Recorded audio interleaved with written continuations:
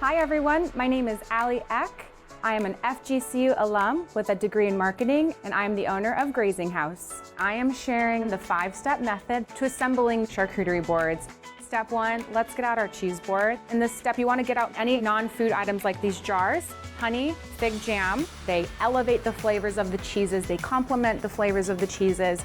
We suggest picking cheeses that come from a cow's milk, a goat's milk, and a sheep's milk. Then you're gonna have multiple textures. Our cheeses are always cut and diced, very easy for people to grab. Charcuterie is actually the French term for dry aged meat. It's just a simple half and half fold. Now it's pre-picked, it's easier access.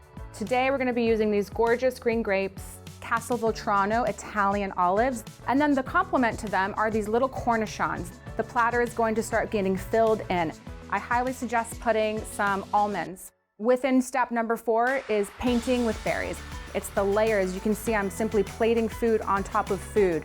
And then step number 5 really brings it all together. It's that fresh garnish. That is the 5-step method to making charcuterie boards.